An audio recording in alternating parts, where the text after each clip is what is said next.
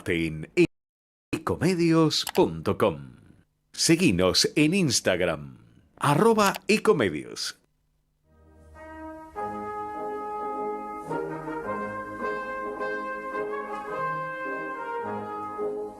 Aquí damos comienzo a Italianos y sus negocios, un programa dedicado a la promoción de negocios de empresas ítalo-argentinas, a las oportunidades comerciales procedentes de Italia, inversiones, productos, música, entrevistas y buenos negocios.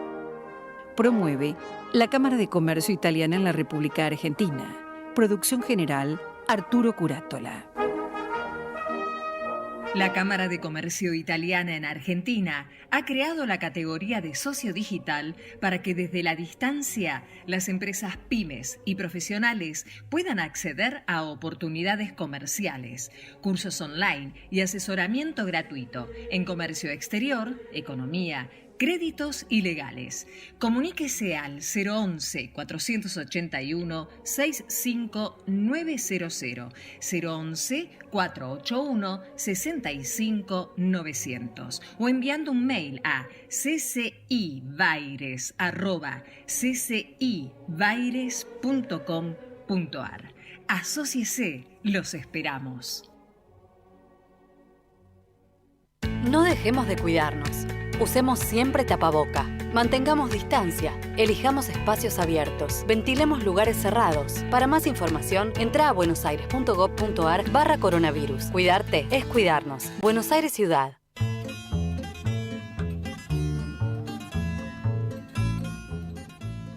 Estimados oyentes, quien les habla Arturo Curátola, les da la bienvenida a este programa Italiano y sus negocios, programa auspiciado por la Cámara de Comercio Italiana en la República Argentina. Este programa es conducido de manera profesional por el doctor Francisco Tosi. Francisco, ¿estás ahí? Buenas tardes, audiencia, buenas tardes, Arturo, buenas tardes, Gerardo Subiraga, que recién estuvimos hablando y me dio algunas instrucciones que van a resultar muy útiles en el día de hoy. Así que, bueno, Arturo, estamos listos para recibir a los dos invitados de hoy, Mariano Santillán Rafaniello y Florencia Tortorella, y como es habitual, Claudio Ferrábola, director ejecutivo de la Cámara de Comercio Italiana en la Argentina. Bueno, todos apellidos bien italianos, ¿no? Totalmente. Bueno, que ya estamos con algunos en el aire. Explicarle no, ahora estamos esperando tus noticias. Bien, perfecto. No, digamos que hay noticias alentadoras. Por ejemplo, que ha llegado un nuevo buque fabricado en Francia para la Armada Argentina. Es nada más y nada menos que una nave de patrulla oceánica que va a permitir el control de toda la pesca ilegal que hay en la Argentina. Es el Piedrabuena, que es el segundo de una serie de 4, 3 nuevos y 1 usado, adquiridos, digamos, por el gobierno anterior, bueno, y que va al control, digamos, de toda esta zona que lo están saqueando realmente barcos extranjeros. Así que muy buena noticia esta. Esperamos otro va a llegar dentro de 3 meses y otro el primer trimestre del año siguiente. Va bien. Como noticia buena tenemos que Nestlé lanzó una nueva leche en polvo, digamos, ha invertido nada más y nada menos que $16,5 millones y bueno, presentó en el mercado 2 variedades de leche en polvo, una orgánica y otra que tiene una composición proteica que facilita la digestión. Este desarrollo incluyó la reconversión de un grupo de tampos. Muy bueno esto porque el 28% es lo que representa la leche en polvo dentro de la categoría general de Nestlé y lidera este segmento, ¿no? Otra noticia buena es que la Unión Industrial Argentina dice que la producción del primer cuatrimestre ya supera la del 2019. En relación con abril del año pasado, la actividad creció 46,3%, aunque es un piso muy bajo de comparación. Digamos que, bueno, después de haber estado sumergido más del 10%, esto también es un salto interesante, ¿no? O sea, no se puede de la noche a la mañana pensar que la reconversión industrial se pueda llegar inmediatamente o llegar, digamos, a una altura de producción como correspondería de acuerdo si hubiera sido un país normal, ¿no es cierto? Otra noticia muy interesante es lo que pasó en Jujuy. Sumó su 5º pueblo con provisión solar las 24 horas. Bueno, esto realmente es muy interesante porque incluyó un campo solar con 96 paneles y almacenamiento en baterías de ion litio.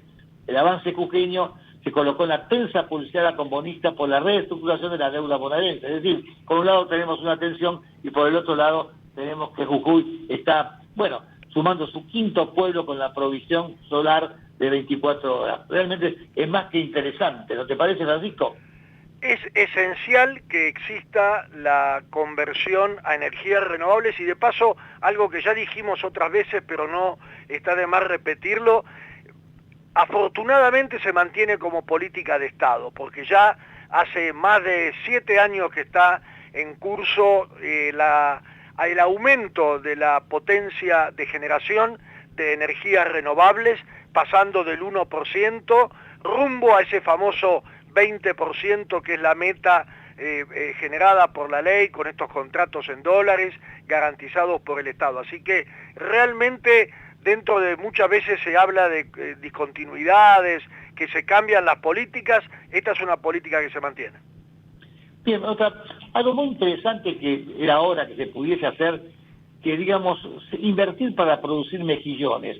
Justamente nosotros tenemos en el canal de Bigle y en todo el sur argentino la posibilidad. Y el grupo industrial Newsan, que fabrica marcas como, como Cian, Filco, Dasma, aumentó sus inversiones en la pesca, un negocio que comenzó en el 2012 inicialmente para compensar exportaciones y que ya ganó su propio peso en Ushuaia. La compañía invertirá 200 millones de pesos para desarrollar la producción de mejillones en el canal de Bigle. Paso un aviso parroquial. Vos sabés que hubo un crecimiento muy importante de ostras en la localidad de La Tonina. Una ayuda que hubo en su momento, ahora más o menos 20 años atrás, o un poquito menos, en el cual se criaron ostras en Las Toninas de un tamaño pero realmente gigantesca. ¿Y por qué se producía esto? Porque el alimento que venía del río de Paraná era tan importante que las ostras se desarrollaban de un tamaño grande. Se hizo un buen trabajo y después posteriormente se abandonó. Pero tenemos no solamente para acuicultura, sino todo lo que sea la pesca artesanal, bueno, también que tiene un valor distinto la pesca artesanal con la pesca de arrastre, ¿no es cierto? Son dos pescas distintas. Bueno, y esta empresa, Newsan Food, es una de las empresas líderes de la industria de la pesca en la Argentina. Exporta a más de 70 países con una facturación que superó los 180 millones el último año, sobre más de 1.000 millones que recauda el grupo. Es decir, algo muy interesante está pasando. Hay que reconvertirse realmente aprovechando todas las condiciones que tiene la Argentina. Otro que está aprovechando las condiciones es la cementera Loma Negra, que aumentó 40% su capacidad de producción. Puso en marcha el horno de una nueva línea en su planta La Malí, ubicada en Olavarría. Realmente, bueno, ampliarle el 40% de su capacidad es una cosa muy importante, porque, bueno, se prevé que la construcción va a estar en crecimiento y hay que estar preparado para ello. Ya hubo un momento muy importante. Recordemos que Loma Negra fue fundada en 1926 y era la líder del cemento en Argentina, produciendo y distribuyendo cemento de albañilería, cal, agregados en hormigón, productos utilizados, en la construcción privada y pública. Es muy importante. Bueno, quien está haciendo la inversión está mirando hacia adelante y dice, bueno, si yo invierto 350 millones de dólares, quiere decir que tengo una visión de que la Argentina va a crecer. Esperemos que tenga. Arturo, dado que vamos a mirar hacia adelante, le vamos a dar las buenas tardes a Mariano Santillán Rafaniello, abogado con un estudio jurídico importante, especializado en ciudadanía europea. Buenas tardes, Mariano.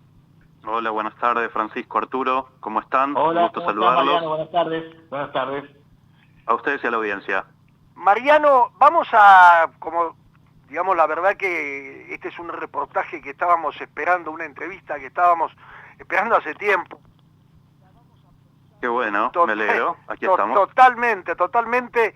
Y primero que nos cuentes un poco, la parte Rafaniello de tu apellido.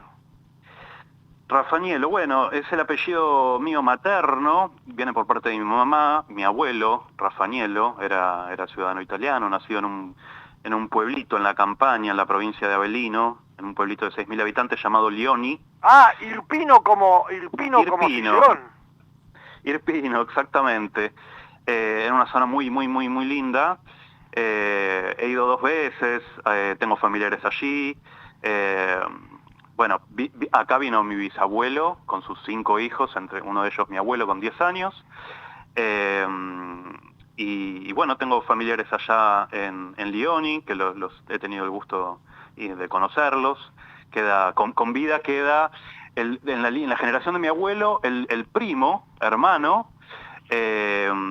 No sé si ustedes se acordarán que en el año 80 hubo un terremoto muy fuerte en la zona de la Alta Irpinia. Bueno, en ese pueblo es donde hubo el terremoto y de ahí es donde es mi familia, por la parte de mi abuelo. O sea que vos tenías un poco voy a hacer una exageración, pero en la abogacía, en la genética, porque Cicerón fue el más grande de los abogados romanos, ¿no? Nunca hice el link por ese lado, pero bueno, sí. Ya que lo decís, podemos analizarlo, podemos relacionarlo, puede ser. Bueno, y tu abuelo, y me decía, vino acá a la Argentina. Sí, decime. No, el mix entre la abogacía y la italianidad, ¿no? Claro. Que se pudo dar. Contanos de tu abuelo. No, mi abuelo era maestro mayor de obras, vino acá a la Argentina y se ocupaba de eso, no tenía nada que ver con la abogacía. Yo después empecé a estudiar abogacía y bueno, la verdad es que siempre tuve un lindo vínculo con él, con mi abuelo. Empecé a estudiar italiano a los 16 años, después de que él fallece. Y la verdad que siempre tenía ganas de hacer algo con respecto a lo que tenía que ver con Italia y conectar con esos orígenes. Descubrí mucho a través de él, que en realidad él era un porteño más, porque vino muy, muy chiquito acá a la Argentina, pero después comencé yo a trabajar en un estudio de ciudadanía, apenas estaba por recibirme. O sea, vos ya tenías decidido cuando avanzabas en tu carrera que te ibas a especializar en esto. No, en realidad no, fue un poco el azar, pero otro poco también las ganas. La verdad que viste que la vida te va llevando un poco. Claro. Y antes de recibirme, como te decía, comienzo a trabajar en un estudio que tenía que ver con temas de ciudadanía, me empiezo a interesar y claro, empiezo a mezclar la pasión por el derecho, pero al mismo tiempo con legislación italiana y a seguir en contacto con la italianidad, el idioma y la legislación de allá.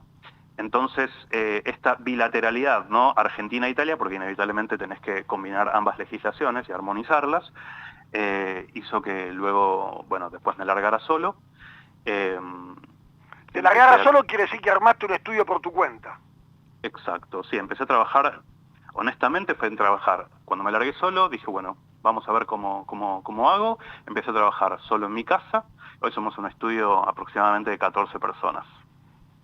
O sea que viene a lo italiano, empezaste en tu casa y ahora tenés un estudio con 14, claro, muy Exactamente, sí, todo trabajando con derecho de nacionalidad. Bueno, y ahora sí que vamos a entrar de lleno, digamos, en la actividad en sí, ¿no?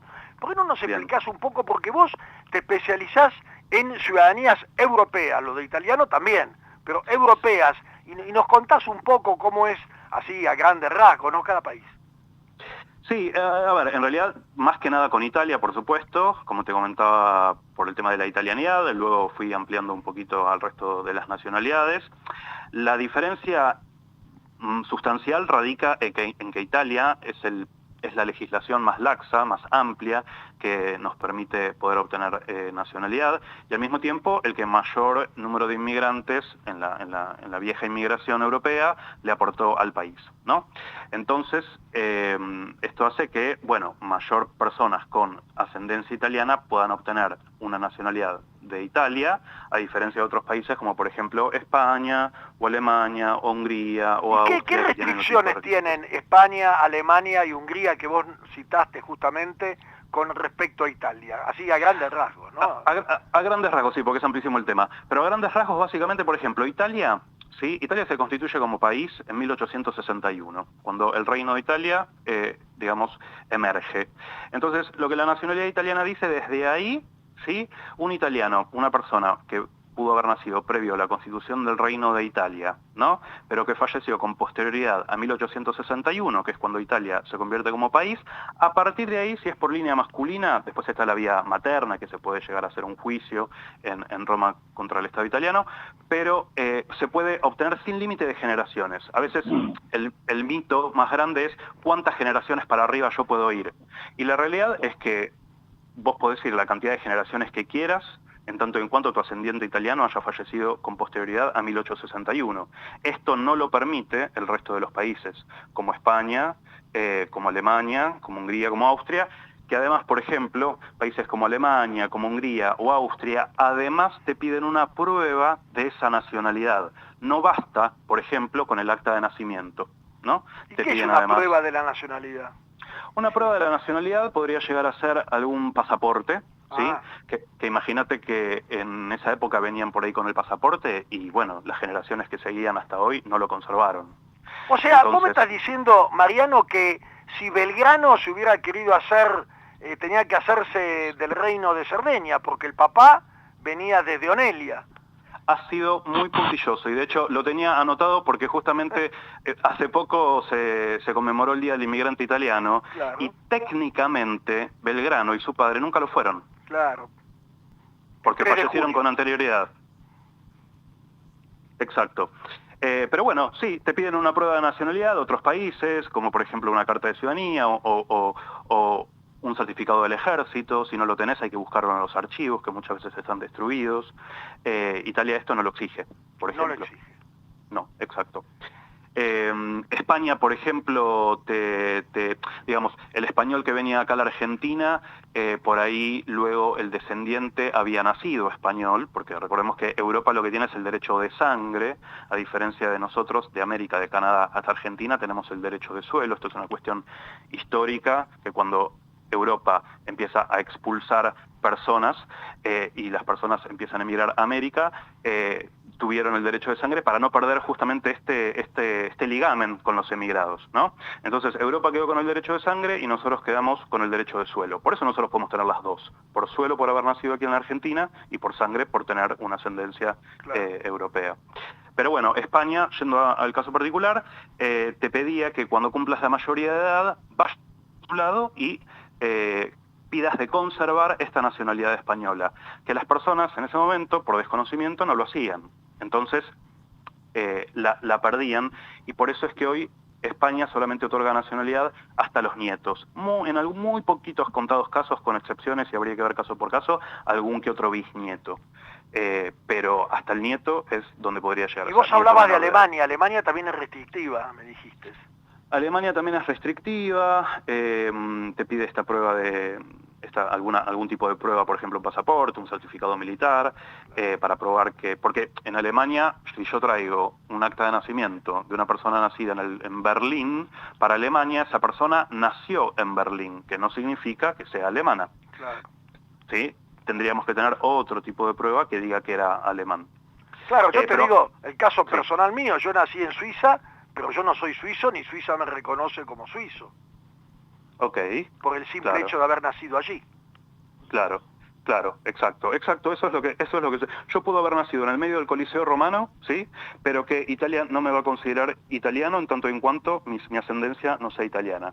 Hay una cuestión residual del suelo, pero en líneas generales no, se manejan por el derecho de sangre.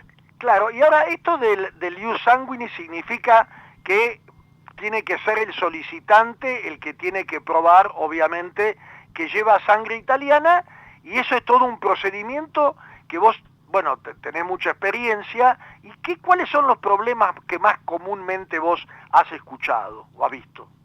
Bueno, a ver, de todo. De todo, honestamente de todo, pero podemos enumerar desde que la persona por ahí sabe que tiene un ascendiente europeo, pero que simplemente no sabe dónde es que nació. Entonces ya ahí arranca con un problema que es previo a la nacionalidad. O sea, ni arrancó el estudio de la nacionalidad, porque primero debemos verificar dónde es que nació, si es que era italiano, alemán o lo que fuere, y ubicar el lugar donde nació para poder traer el acta de nacimiento a la Argentina y comenzar con un expediente. Claro. A partir de ahí, la mayoría de los países europeos te pedían o te piden verificar que este inmigrante no haya tomado nacionalidad argentina de forma voluntaria. Entonces, para eso hay que generar un mini expediente acá en la Cámara Nacional Electoral para que nos diga si Argentina, o sea, si tomó o no tomó nacionalidad argentina.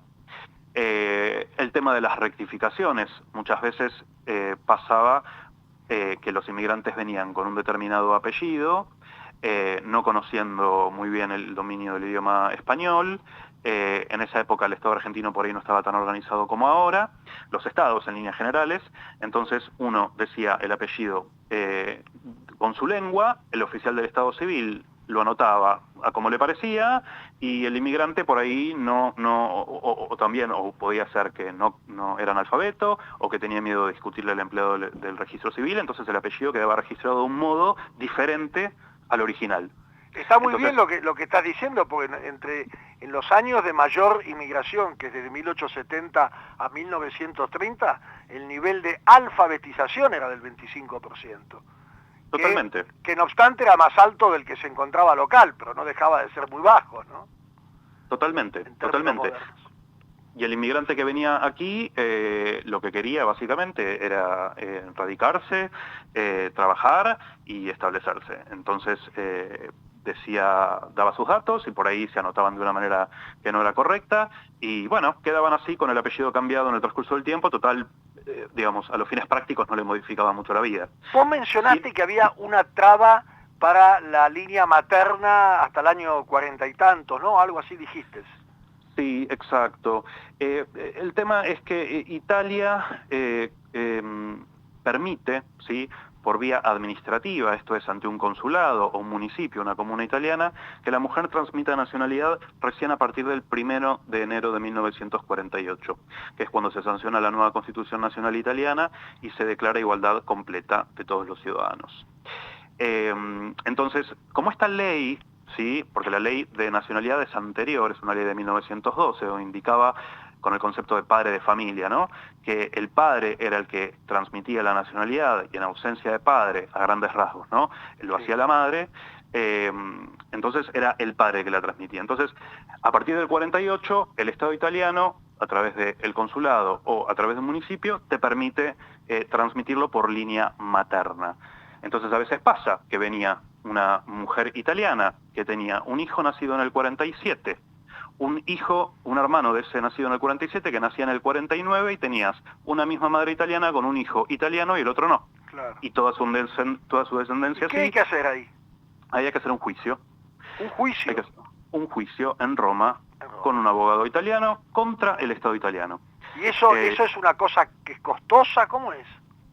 Es costosa, pero tampoco tanto. Eso obviamente depende del bolsillo de cada uno, pero ya hay un fallo plenario, ya hace unos años, un fallo plenario, en Italia le llaman accezioni unite, que es cuando se juntan todos los jueces de una misma sala frente a un tema donde hay varios fallos contradictorios, y se asentaron una jurisprudencia al respecto, donde dijeron que esto debe reconocerse. Obviamente le corresponde al Poder Legislativo italiano modificar la ley, pero como el Poder Legislativo italiano no lo ha modificado, el Poder Ejecutivo, consulados y comunas tienen que aplicar la ley vigente. O sea que en esos casos hay que ir a hacer el pleito a Italia, pero avanza más rápido porque hay una jurisprudencia favorable. Sí, la verdad que no hemos tenido ningún caso desfavorable, al contrario, son todos favorables. Le dejo a Arturo que tiene una pregunta. Sí, claro. No, pienso si es como una acordada, y bueno, que ya ha sentado jurisprudencia, ¿no? Sí, es un fallo, una sentencia ya de hace un par de años, donde ha sentado la jurisprudencia, exactamente. Que en líneas generales, cuando pasan este tipo de fallos plenarios, la jurisprudencia es de aplicación obligatoria. Por supuesto que puede pasar que el día de mañana un juez se levante y diga yo pienso otra cosa, por supuesto, y habrá que apelar y demás, pero ya obviamente es un fallo tan potente, con tanta consistencia, que no hay fallos en contra. O sea, si la documentación está correcta, está completa, la línea genealógica está acorde, no hay diferencias en nombres y apellidos, y el juez no tiene dudas acerca de la línea genealógica que uno le presenta, el derecho es reconocido. Y en general, vamos ahora al trámite habitual, no el caso especial de la adquisición de la ciudadanía por línea materna previa al 1 de enero del 48, ¿no?, que sería la que genera esta necesidad de hacer un pleito o un contencioso, un juicio en Italia. En general, en tu experiencia, ¿cuáles son otros de los problemas más comunes, aparte estos del apellido cambiado y no encontrar el certificado de nacimiento? o es solamente un problema de encontrar la documentación, o sea, casi de pesquisa? Sí, casi de pesquisa, y aparte también, por ejemplo, tenemos un caso muy interesante porque se relaciona mucho con la historia, ¿no? Más que nada en los casos donde tenemos varias generaciones entre el inmigrante y el solicitante de la ciudadanía, por ejemplo, un tatarabuelo o un trastatarabuelo. Claro. Hay un caso muy interesante, por ejemplo, que tenemos una persona, un italiano, que vino acá a la Argentina, tuvo a un hijo en 1848. Antes del reino. Exacto, 1848, pero el italiano falleció con posterioridad, a 1861, así que el derecho le corresponde y demás. ¿Qué pasa? No existía el registro civil en esa época. Ahí donde tenemos que ir a buscar a las parroquias, que eran las encargadas en ese momento de registrarlo. En realidad es un sacramento, pero vale a los efectos civiles para lo que es la presentación de la prueba del nacimiento para lo que es ciudadanía, tanto en Italia como en la Argentina. Resulta que esa parroquia, digamos, fue, bueno, en el bombardeo Plaza de Mayo, que de hecho hace poquito se cumplió un nuevo aniversario, se destruyeron los archivos, no están. ¿Se quemó? Sí, exactamente. Entonces, ahí tenemos que hacer una reconstrucción judicial de ese en Argentina, ¿sí?, de ese documento, inscribirlo en el registro civil para que tenga fe y plena prueba para presentarlo ante Italia, porque digamos, no hay link entre el italiano y los descendientes. E Italia pide, porque lo tiene ya establecido, cuáles son los documentos que hay que presentar, y obviamente el acta de nacimiento es la más importante, porque tenemos que acreditar que esa persona es hijo del italiano. Entonces, esa persona, por ejemplo, tenemos que hacer un juicio acá en Argentina, civil, para reconstruir ese documento que se asienta en el registro civil y poder presentarlo, y que esa persona obtenga la ciudadanía. Mariano, yo agradezco muchísimo este tiempo que nos has dado. Creo que te volveremos a convocar porque han quedado otros temas que yo tenía ahí pendientes que me gustaría desarrollar con vos para interés de la audiencia. Así que te doy las buenas tardes y te agradezco mucho este tiempo. Gracias, Mariano, por tu tiempo, muy amable. A ustedes, buenas tardes. Gracias, chau. Vamos al corte. Hasta luego. Ecomedios.com AM1220. Estamos con vos. Estamos en vos.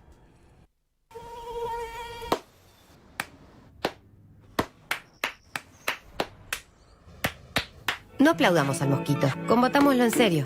Para combatir el dengue, el zika y el chikungunya, evitemos que los mosquitos piquen y se reproduzcan. Usemos repelentes, coloquemos tules en la cuna de los bebés y demos vuelta a contenedores para que no se acumule el agua. Si tenés fiebre alta, dolor de cabeza y dolor muscular, no te automediques y acudí al médico. Encontrá más información en argentina.gov.ar. Argentina Unida, Ministerio de Salud, Argentina Presidencia. Informate en ecomedios.com. Seguinos en TikTok, @ecomedios1220. Estamos de vuelta, Francisco. Estamos de vuelta y bueno, realmente fue interesante esta charla con el doctor Santillán Rafaniello y la verdad que es un tema apasionante. Vos también sos un apasionado de esto, ¿no, Arturo? Bueno, yo trato de ayudar a mucha gente y justamente me encuentro con algunos de ese tipo de problemas. Por ejemplo, cuando no había registro civil, es todo un problema, hay que pedir al obispado, la certificación de los obispos. Y yo trato de ayudar a mucha gente y bueno, lo hago y generalmente he llegado a buen éxito, ¿no? Pero bueno, no es fácil, ¿no? Como no es fácil ahora la coordinación nuestra, que la hacemos a través de Subirada, porque digamos de la audiencia que no nos vemos, ¿verdad? Exactamente, estamos cada uno en su casa. Bueno, y también el entrevistado también fuera de ello.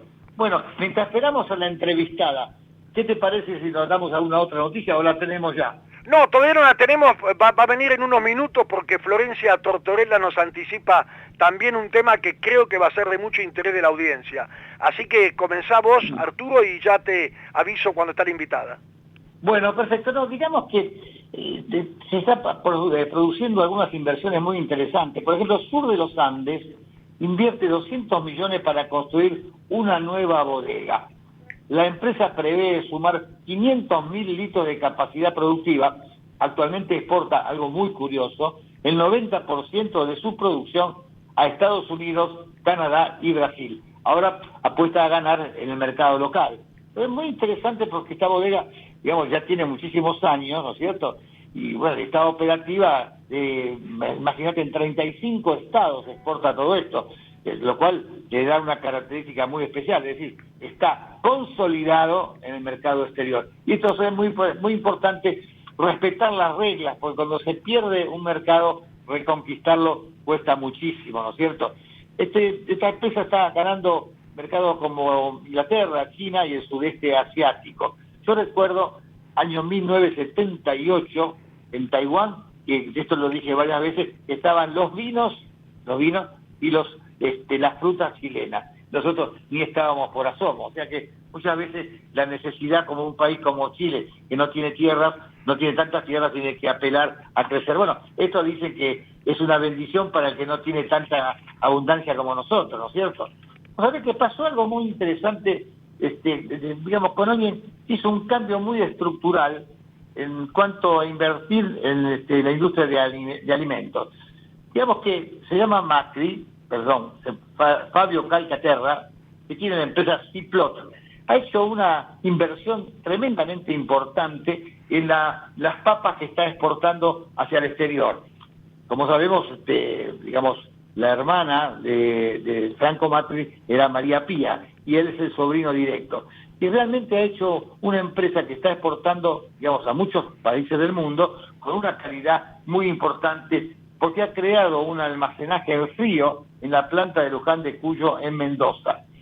Bueno, esto acompaña un poquitito a la empresa americana Simplot, que es gigante, digamos, de Estados Unidos, que exporta nada más y nada menos de 8.000 millones de dólares por año, y está fundado hace 90 años. Bueno, esas asociaciones son las más importantes para ir creciendo, porque todo el conocimiento que se vuelca a todo esto le da la pauta, digamos, importante de poderse continuar ya con un recorrido más seguro.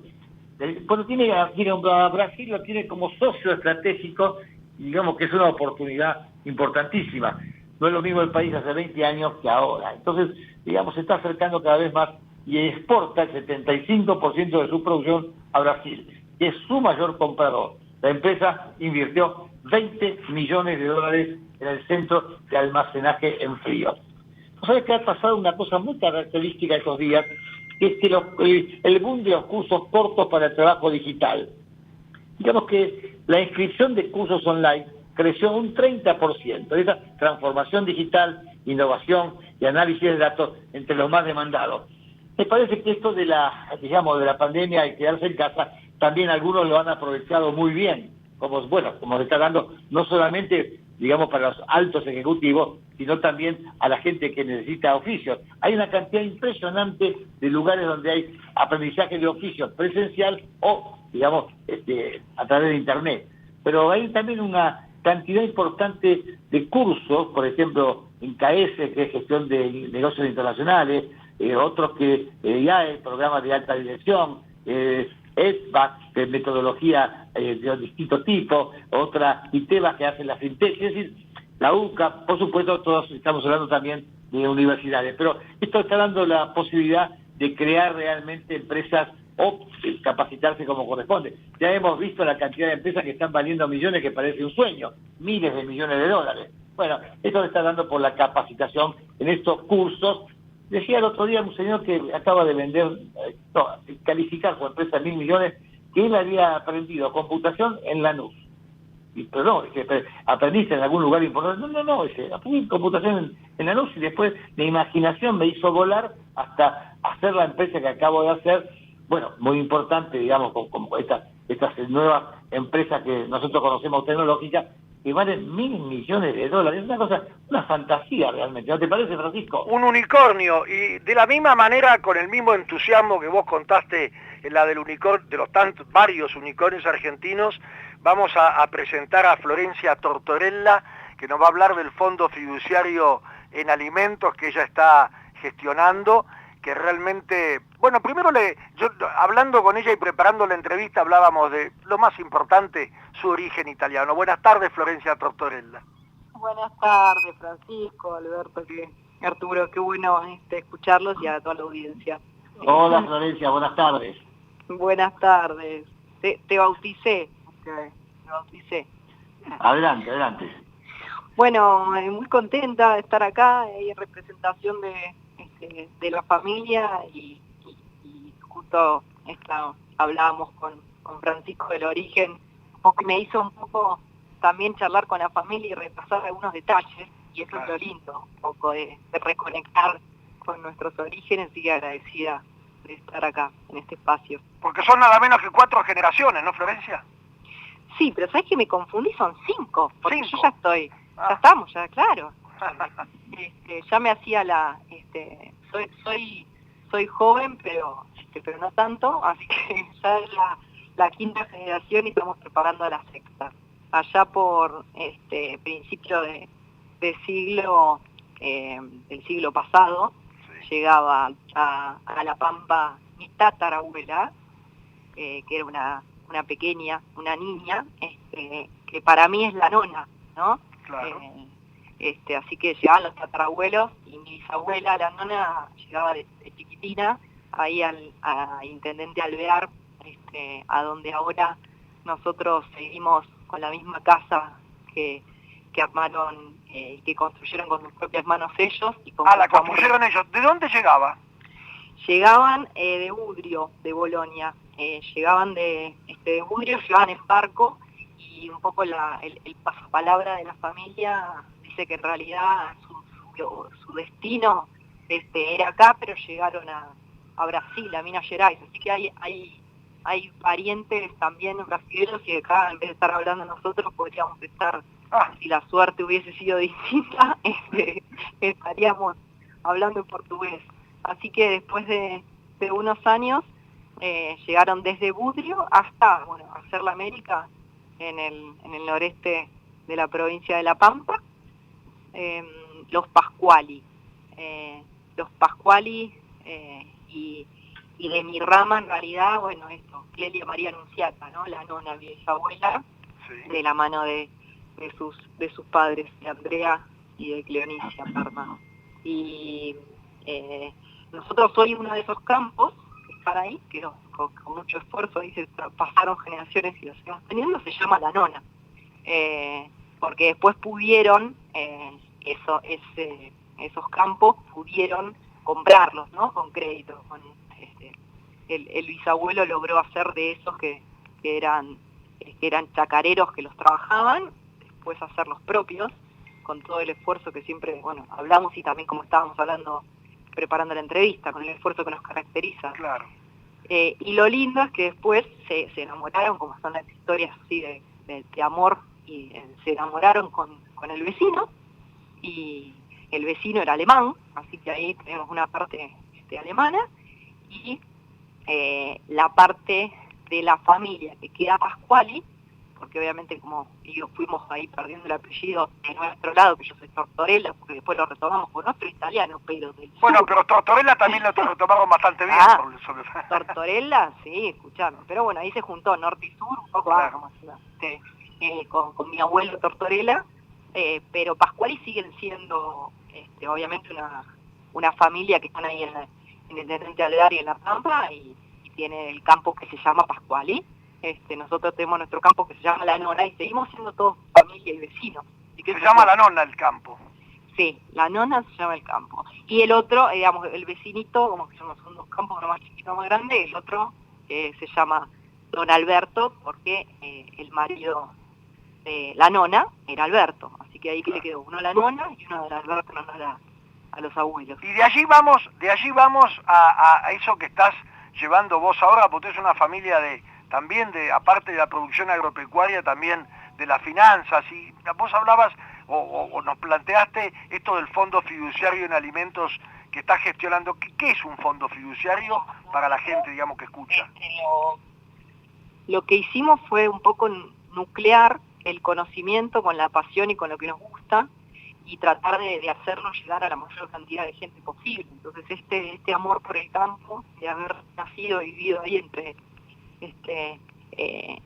con todo lo lindo que tiene el campo, junto con un camino que nos llevó por el conocimiento del mundo de mi padre también, empresario y financiero, dijimos, podemos juntar estos 2 mundos y armar un fideicomiso agropecuario para que pueda invertir y participar del campo argentino más gente, porque no hay que tener ahí un pie, y agradecido a nuestra familia, en nuestro árbol italiano, para poder ser parte de nuestro querido campo. ¿Cómo funciona ese mecanismo para que participen los inversores?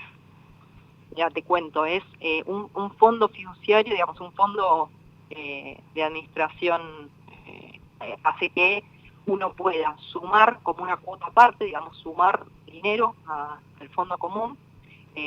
Hoy estamos con un mínimo de 500.000 pesos.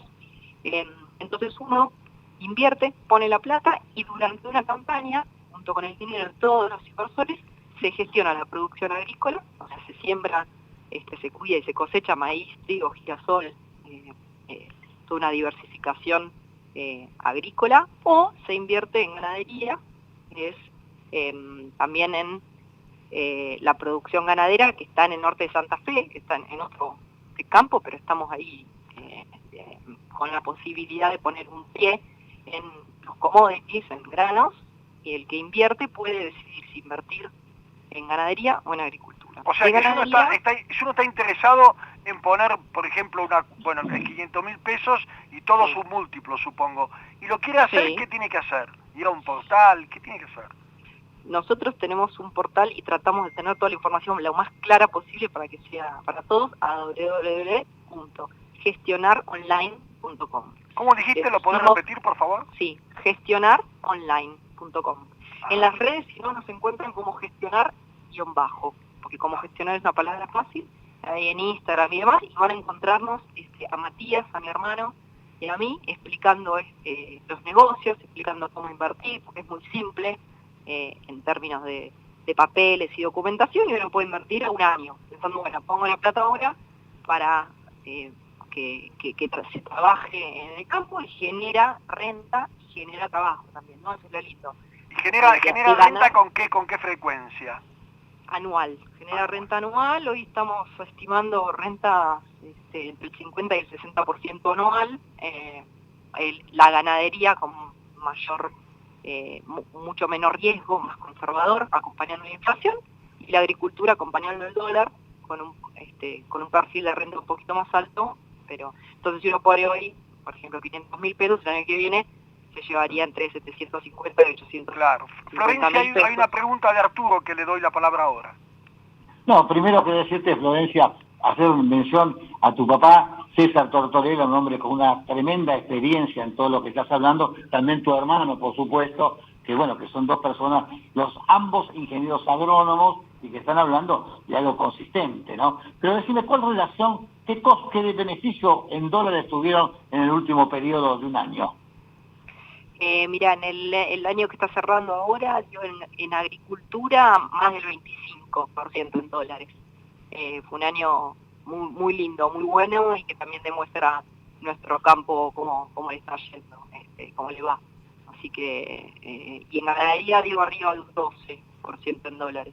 Nosotros nos gusta siempre hablar en pesos, porque como los balances están en pesos en Argentina, pero la verdad es que uno siempre se da vuelta y hace el ejercicio de entender cuánto dio en dólares. Así que sí, ¿Y son varios fondos o es uno solo? ¿Cómo funciona eso? Es un solo fondo, sí, como tal, con un mismo estructura y funcionamiento, pero uno puede elegir si invertir en agricultura o en ganadería. Un poquito más de riesgo o menos riesgo. La ganadería es como el típico cazador del campo, ¿no? Como diciendo siempre, el productor agropecuario, cuando tuvo unos pesos, se compró algún novillo para tenerlo ahí en kilos de carne. Bueno, esto sería lo mismo. O me paro en kilos de carne, o bueno, voy a la opción de sembrar algo. ¿Y la gente tiene un seguimiento periódico? ¿Sabe cómo va la cosa? ¿Cómo hace para seguirlo? Sí, es lo que más nos gusta, ¿no? Es lo que más nos gusta. Entonces cada mes armamos un informe súper completo para que todos puedan seguir todos los meses cómo está yendo. Y también pueden viajar al campo. Hacemos un viaje de inversores que van con protocolo, esperamos volver a hacerlo porque el año pasado no pudimos, para que recorran la inversión, caminen los lotes. O sea, el inversor, no sé, una vez cada tanto tiene la posibilidad inclusive de ir a verlo. Sí. Y lo más lindo es que nos comemos un rico asado, un buen cordero, y después nos vamos a recorrer los lotes. Excelente. Sí. Nos anotamos, se arma un grupo tan lindo, porque después ahora nos estamos encontrando online, digamos, y lo lindo es que hay gente de todo el país, y entonces pueden participar, y cuando hacemos cosas presenciales, bueno, también la verdad que hay un grupo de pertenencia que es muy agradable y muy lindo, es un disfrute también, muchos lo toman así, ¿no? Es como, bueno, gano un poco de plata, genero trabajo y también lo disfruto, me gusta, voy al campo, así que es algo lindo. ¿A vos te gusta esto particularmente porque es una forma de abrir a mucha gente que puede hacer inversiones, la participación en la actividad agropecuaria, que veo que lo tenés de genética? Exacto, sí, es que fue así un poco como nació la idea de hacer lo que nos gusta y abrirlo para que más gente pueda hacerlo y que no se vea el campo como eso para muchos tal vez lejano, o para algunos como que lo tienen más cerca físicamente, pero saber cómo hacer para participar de manera productiva. Así que claro, es nuestra manera un poco de abrirlo tal cual. Claro, perfecto. Yo le pregunto a Arturo si tiene alguna pregunta o alguna cuestión para preguntar. Arturo. Sí. ¿Cuántos inversores tiene hoy el fondo fiduciario? Arturo, hoy somos casi 200 y están entrando. Perfecto. Ahora, como estamos justo ahora en periodo de suscripción y se cierra el mes que viene, así que el que se quiera sumar, sí, llegaremos a 240, 250 seguro. Bien, tenemos que agregar que Florencia también es en este momento consejera de la Bolsa de Comercio de Buenos Aires desde este año, así que tiene todo el conocimiento necesario, no solamente por genética y por ADN familiar, sino también profesionalmente. Así que yo creo, yo no tengo otra pregunta, o tendría muchas más, pero creo que da para otro momento, y cuando tenga otro cierre, digamos, de este fideicomiso, nombrar los resultados para ver cómo ha quedado finalmente, ¿no? Porque hasta ahora son espléndidos. Muchas gracias, con todo gusto, Arturo. La verdad que tener este espacio, pues, estamos muy agradecidos y nos encanta también contar a la comunidad, ¿no? A nosotros escuchaba también como hablaban hace los ratos anteriores la ciudadanía, y también estamos todos en la misma, y es hermoso ser parte de esta comunidad, así que muchas gracias. Bueno, muchas gracias Florencia Tortorella por tu tiempo. Vamos a seguir el Fondo Fiduciario Agropecuario porque me parece que es una magnífica idea. Por supuesto que es un mercado amplio, porque la Argentina tiene una gran ventaja agropecuaria, así que es una cosa que tiene que ser atractivo para mucha gente. Te agradecemos muchísimo tu tiempo y te deseamos unas buenas tardes. Gracias, Florencia, por tu tiempo. Muchas gracias a ustedes. Adiós. Gracias. Saludos a tus padres y a tu hermano. Bueno, ahí tenemos un ejemplo de inversión, ¿verdad? Exactamente, y además un ejemplo, porque ellos tienen además dentro de su grupo de empresas, también sociedades de garantía recíproca, todo un menú bastante amplio de inversiones, pero esta es específica agropecuaria y bueno, creo que es muy importante. Claro, fíjate vos que hay toda una historia familiar, porque esta es una empresa familiar y viene ya de muchísimos años, porque, digamos, en toda esa parte agropecuaria tienen un conocimiento pleno. El papá ha sido presidente de varias cámaras relacionadas con la agropecuaria y con la carne, ¿no? O sea, tiene una historia muy importante que lo ha transmitido a sus hijos, bueno, evidentemente de una manera muy interesante, porque han tomado su ADN y su la continuación en los negocios, ¿no? Claro, por supuesto. Mirá, aprovechando para hablar de noticias y asuntos de la Cámara de Comercio, tenemos en línea a Claudio Farabola, director ejecutivo de la Cámara de Comercio Italiana en la Argentina. Buenas tardes, Claudio. ¿Qué tal? Buenas tardes, Francesco y Arturo. Hola, bueno, hablando Claudio, de... Buenas tardes. Hablando de agropecuario, me engancho, como se dice. Ayer tuvimos la suerte, como en ocasión del Consejo Directivo de la Cámara de Comercio Italiana, de tener al ministro de Producción, Claudio Anselmo, de la provincia, la bellísima provincia de Corrientes, donde seguramente la actividad agropecuaria, como nos contó el ministro, es una de las principales y de las que más aportan al Producto Interno Bruto de la provincia y la pone seguramente como una de las provincias destacadas del norte argentino a nivel productivo.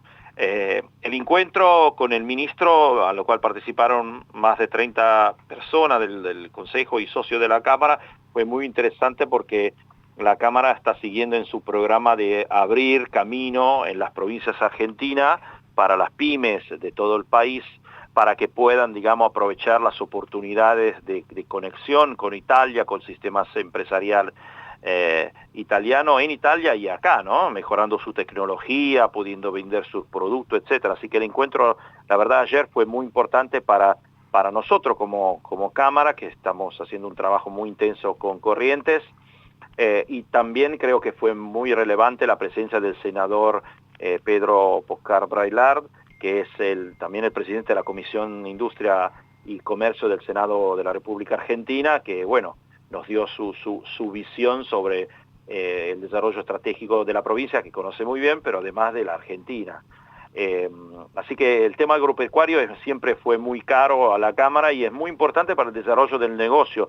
Engancho también con dos actividades que estamos en el trabajo planeando y que son específicas para las pymes del interior del país.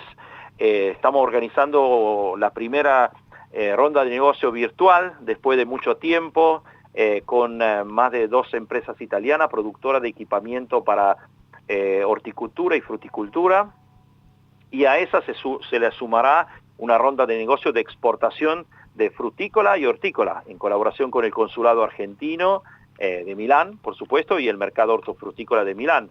Y es una conjunción perfecta, ¿no? Lo dijimos muchas veces acá, Francesco, Arturo, las tecnologías italianas y la producción frutihortícola de Argentina son un binomio fantástico y una grande oportunidad de negocio. Por supuesto hay que esperar un poquito, ¿no? Será para el mes de septiembre, octubre, pero es un buen mecanismo, digamos. Y sobre todo, lo dijimos muchas veces, ¿no? La oportunidad de las herramientas digitales y de ser socio digital de la Cámara son una herramienta fantástica, ya que podemos estar en Goya, en Corrientes, o en Salta, o en Neuquén, o en Mendoza, o en la provincia de Buenos Aires, y poder tener ronda de negocio con empresarios italianos interesados a las producciones argentinas, o bien que les puedan explicar las tecnologías, las maquinarias que pueden hacer más eficiente y competitiva la producción del sistema productivo regional, ¿no? Sí, Argentina. Claudio, y yo justamente aprovecho, porque dado que ayer hablábamos con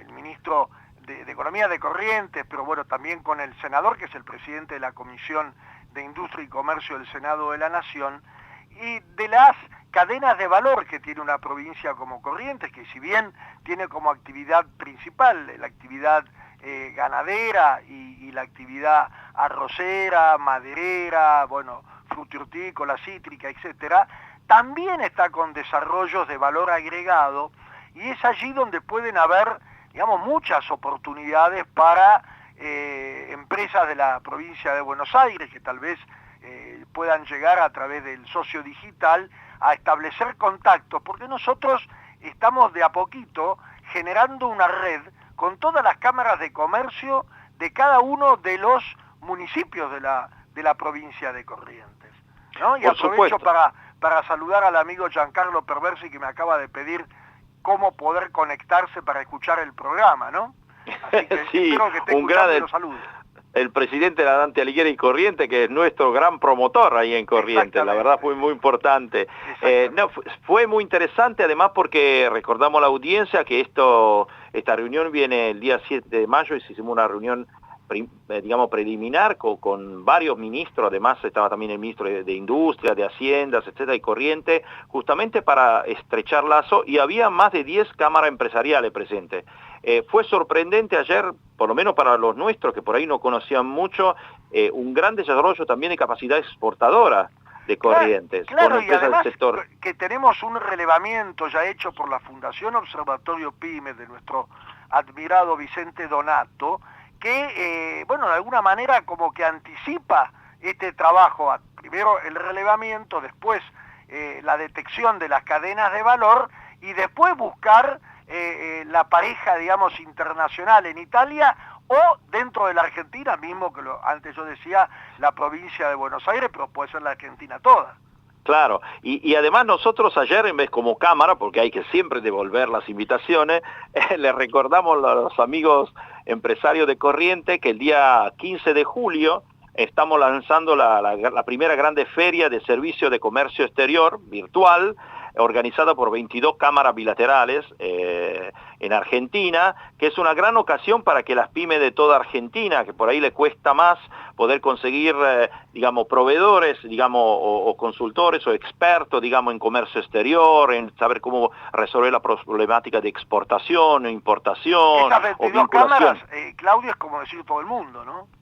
Absolutamente, absolutamente sí. Estamos hablando de un evento muy importante, 22 cámaras bilaterales que trabajan para el sistema productivo argentino, es de verdad un éxito. Y ya que estamos, y cierro porque sé que está venciendo el tiempo, una joyita que la presentamos, la Cámara de Comercio Italiana está organizando en colaboración con un grandísimo experto de comercio internacional y de conocimiento de Extremo Oriente, en este caso nuestra socia Ana Lanzani, estamos organizando con la Cámara de Comercio Italiana en Shanghái una ronda de negocio de exportación de productos agroindustriales argentinos y también tecnológicos, si podemos, sobre todo en lo que es informáticas, etcétera.